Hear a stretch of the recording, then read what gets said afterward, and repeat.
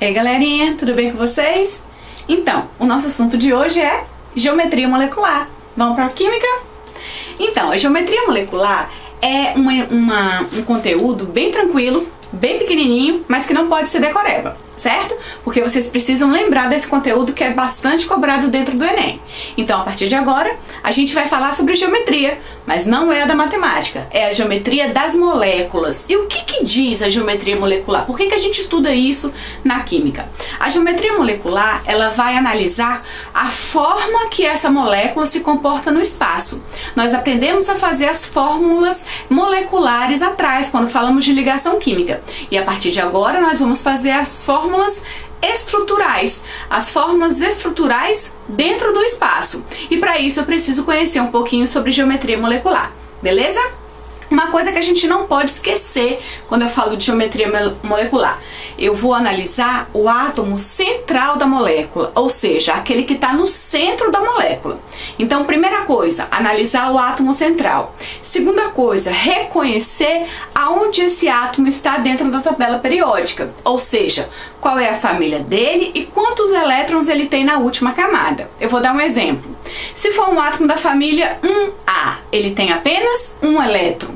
2A, 2 elétrons. 3A, 3 elétrons. 4A, 4. 5A, 5.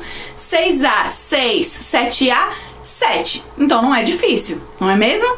Então o segundo ponto importante é esse. O primeiro, o elemento central, é ele que a minha atenção vai estar voltada. Segundo, quantos elétrons esse elemento central ele tem em volta dele, na última camada eletrônica, ok? E depois é só montar as ligações e perceber se sobram elétrons que não estão se ligando a ninguém ou se não, se todos os elétrons que ele tem está sendo compartilhado. E é justamente nisso que é baseada a classificação das geometrias moleculares. Vamos começar? Aqui eu tenho os tipos de geometria que a gente mais vê caindo em Enem e em concursos e em vestibulares. Existem outros tipos a não ser esses daqui? Sim, existem, mas são mais específicos, de vestibulares mais específicos, muito relacionados também àquela segunda fase que o vestibular tem. Como nós estamos falando aqui de uma forma geral de geometria molecular, eu vou falar dos 5 principais tipos de geometria que a gente pode encontrar, certo? Geometria angular, geometria linear, geometria piramidal, geometria trigonal plana e por último a geometria tetraédrica. São esses 5 tipos de geometria que a gente vai aprender agora, a diferenciá-las e o porquê que esse elemento faz esse tipo de geometria. Vamos lá?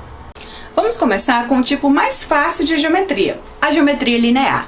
A geometria linear acontece com moléculas diatômicas. O que significa isso? Moléculas que apresentam 2 átomos ligantes. Di vem de 2, atômica vem de átomos, certo?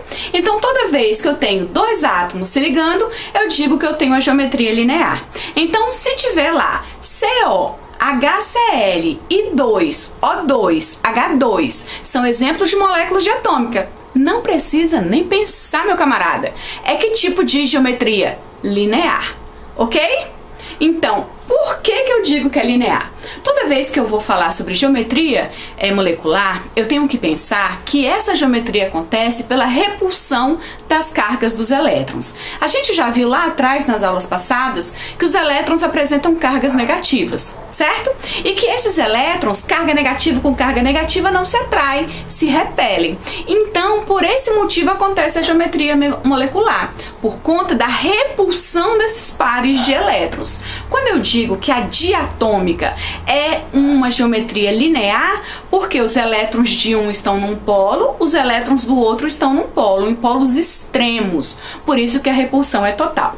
Toda vez que eu tenho uma geometria linear, eu digo que o ângulo formado nessa geometria é de 180 graus. Isso é importante a gente lembrar. Tá certo? Então olha só, olha essa imagem aqui no slide. Tá vendo isso aqui? Forma uma linha. Então aqui eu tenho um átomo, aqui eu tenho um outro, tá bom? Então quando eu tenho essa linear, o ângulo formado entre um átomo e outro é de 180 graus. Ok? Vamos partir para a próxima. Agora a gente vai para um tipo de molécula chamado AX2. Qual é o meu elemento central? A. Quem são os átomos ligantes a esse elemento central? X2.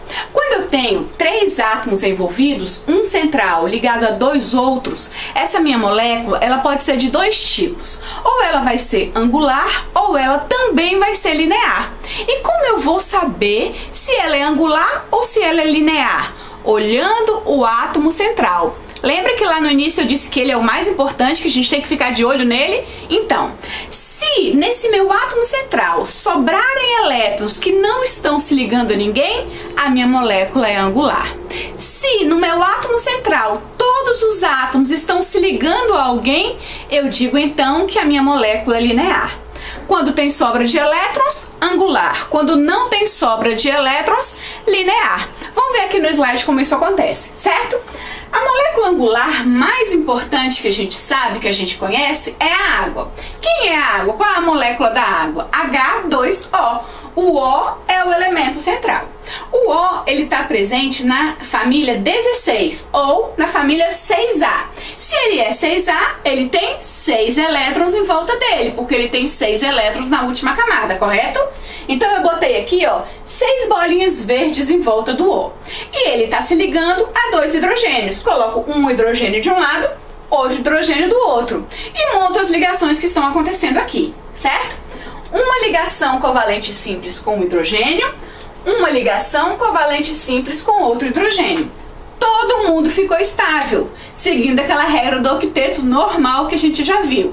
Hidrogênio estável, oxigênio estável. Beleza, a molécula é essa. Só que eu falei que a gente tem que ficar de olho no elemento central, ok? Quem é o elemento central aqui?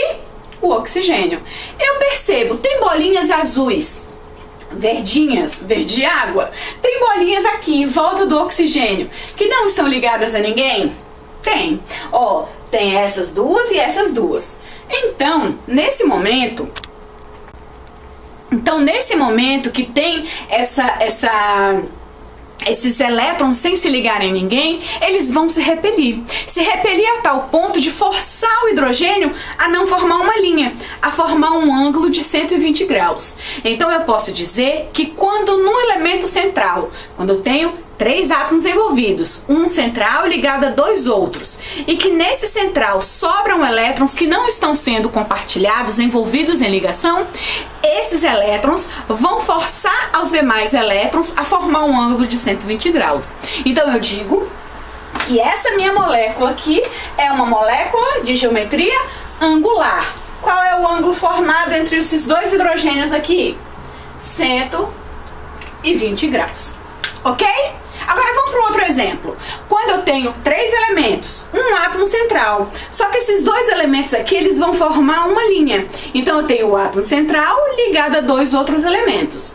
Isso pode acontecer? Pode, desde que o meu elemento central, todos os elétrons que estão em volta dele estão envolvidos em ligações. Eu não tenho nenhum elétron sobrando, sem estar participando de nenhuma ligação. Vamos ver na prática como isso acontece.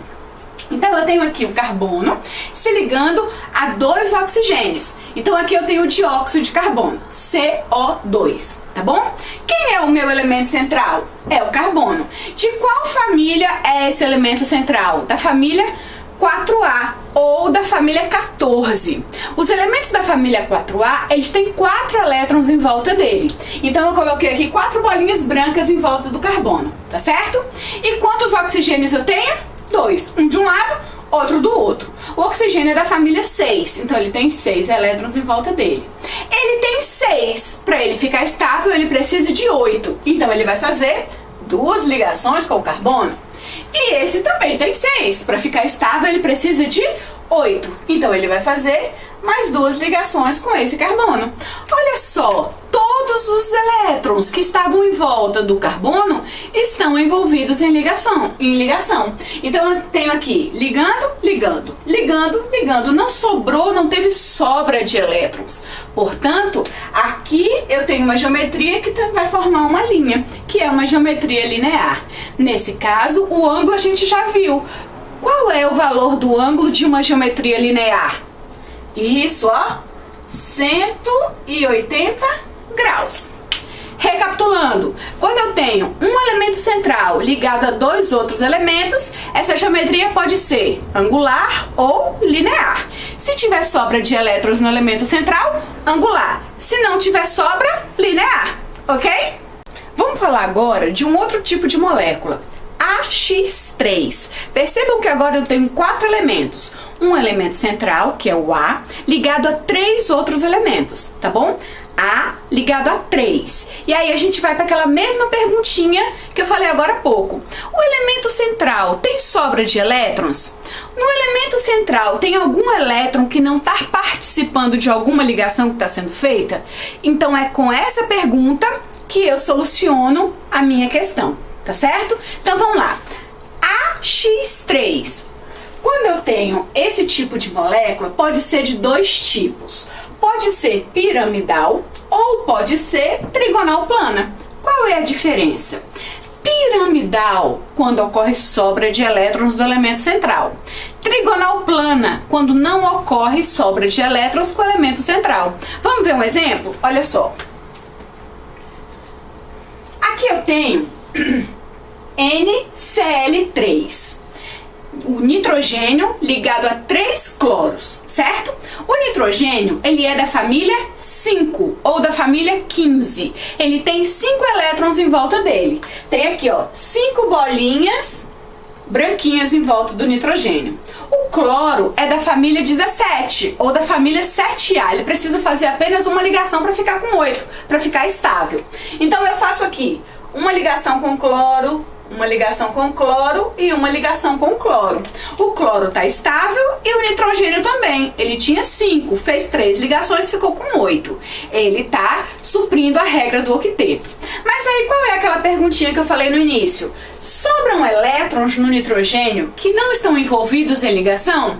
Sobram. Sobram quantos? Ó, sobra um par de elétrons. Esse par de elétrons vai forçar os átomos a se organizarem de uma forma diferenciada. E por isso vai formar ali uma pirâmide. Por isso que o nome é piramidal. Lembra lá da geometria espacial de matemática, né? Aquela pirâmide, prisma, é mais ou menos por aí. Então sobra elétrons, formam uma pirâmide, tá bom? Então aqui, ó, eu digo que eu tenho 3 elementos ligando ao átomo central com sobra de elétrons no átomo central. Geometria piramidal. Mas olha o outro exemplo que eu tenho aqui do lado. O boro fazendo 3 ligações com o flúor. Lembra que essa aqui é uma das exceções da regra do octeto, tá certo? O boro tem 3 elétrons e ele fica estável somente com 6. Então ele faz uma ligação, 2 ligações, 3 ligações com o flúor. Cada uma ligação com o flúor. Então o boro está estável com 6 e o flúor também com 8. Agora o boro tem sobra de elétrons aqui? Não tem. Todos os elétrons que estavam em volta do boro estão se ligando. Por isso eu digo que essa geometria aqui ela é trigonal plana. Na geometria trigonal plana, o ângulo formado entre esses elementos é igual ao da angular. Então não é difícil de gravar. 120 graus. Tá certo? Já a piramidal a gente começa com um ângulo diferente. Aqui, entre os meus átomos, eu vou ter um ângulo de 109 graus e 28 minutos. Tá certo? Então, voltando. Quando eu tenho o elemento central ligado a 3 outros elementos, pode ser o quê? Piramidal ou trigonal plana. Vai ser piramidal se sobrar elétrons no elemento central. Vai ser trigonal plana se todos os elétrons envolvidos estiverem fazendo ligação química. Agora a gente vai falar sobre o último tipo de geometria molecular. Não tá sendo tão difícil, fala sério. Então, esse último tipo é o mais tranquilinho. Depois da linear, ele é o mais tranquilo. Tetra significa 4. Então eu tenho um elemento central se ligando a 4 outros elementos. No elemento central, ele tem 4 elétrons distribuídos e esses 4 elétrons vão fazer ligação. Então, é uma geometria muito relacionada com a química orgânica, porque fala do carbono. E vocês já sabem que o carbono, ele é tetravalente. O que significa isso? Ele faz 4 ligações. Olha o exemplo que eu tenho aqui. CCl3H. Então eu tenho o carbono, que é da família 4 ou da família 14, e por isso ele tem 4 elétrons em volta dele, certo? E aí ele vai se ligar a outros elementos, cloro e hidrogênio. Cada um precisa apenas de uma ligação, então eles estão se ligando aqui. E aí, eles vão ficar estáveis dessa forma. Não sobra nenhum par de elétrons, nenhum elétron livre na minha molécula tetraédrica. Então, nesse exemplo aqui, o ângulo entre um elemento e outro é igual àquele ângulo que a gente viu agora da piramidal, que é 109 graus e 28 minutos. Galera, esse valor desse ângulo cai no Enem. Não esquece não, tenta gravar aí na cachola. 109 graus e 28 minutos. Quanto? 109 graus e 28 minutos, tá certo? Isso aí é o valor do ângulo de uma molécula tetraédrica. Existe aquele tetraédrica que vai ter sobra de elétrons? Existe, mas está entre aquelas específicas lá da frente que a gente não vai ver agora, ok? Mais pra frente, quem sabe, eu coloco um videozinho aqui pra quem tem dúvida, beleza? Espero que eu tenha ajudado. Vamos fazer uma atividade? Vamos fazer um exercício aqui pra ver se você pegou bastante o assunto? Olha só. Vamos fixar esse assunto fazendo uma atividade sobre geometria molecular, certo? Essa questão é do Cefete do Amazonas e fala o seguinte: o gás dióxido de enxofre possui moléculas, faz afirmativas: 1. Lineares. 2. Com ângulos teóricos de ligação igual a 120 graus. Terceira afirmação: em que há ligações entre dois átomos de oxigênio. Vamos ver? Primeira coisa, eu tenho que montar essa molécula SO2 para saber qual é o tipo de geometria que ela tem e o ângulo que é feito entre esses dois átomos, certo? Vamos lá. SO2, quem é o meu elemento central? É o enxofre, então eu coloco ele aqui como elemento central. O enxofre é da família 16 ou da família 6A, tendo 6 elétrons em volta dele. Eu coloco 6 bolinhas vermelhinhas em volta do enxofre. Ok, já achei meu elemento central. Agora eu vou falar com quem ele está ligado. Com 2 oxigênios. Eu boto aqui um oxigênio de um lado, o oxigênio do outro. Qual é a família do oxigênio? 16, também da família 6A. 6 elétrons em volta dele. Coloco as bolinhas azuis em volta do oxigênio. Tá certo? Mas a minha atenção, ela tem que ficar mais vidrada no elemento central. E aí a gente volta na explicação. Se eu tenho um elemento central ligado a 2 outros elementos, essa minha molécula só pode ser de 2 tipos. Se todos os meus elétrons forem compartilhados, a minha molécula vai formar uma linha e aí vai ser linear. Mas se tiver sobra de elétrons no elemento central, pela força de repulsão desses elétrons, eles vão forçar o oxigênio, em vez de formar uma linha, formar um ângulo de 120 graus. Vamos ver qual é o tipo de geometria? Certo. O enxofre vai fazer ligação com o oxigênio. Vai fazer 2 ligações. O oxigênio tinha 6, agora tem 8. O enxofre tinha 6, agora tem 8. Os dois estão estáveis. Mas, opa, tem outro oxigênio aqui querendo se ligar. O enxofre já está estável, mas o oxigênio não. Ele precisa de 2 elétrons para conseguir essa estabilidade.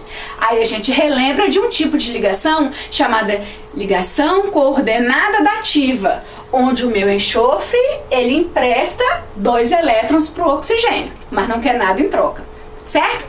Ótimo, aí eu vou olhar o meu átomo central, as minhas bolinhas vermelhas. Tem alguma bolinha vermelha que não está se ligando a ninguém? Ó, essas 2 aqui estão emprestadas para o oxigênio, mas sobraram 2 lá em cima que não se ligam a ninguém.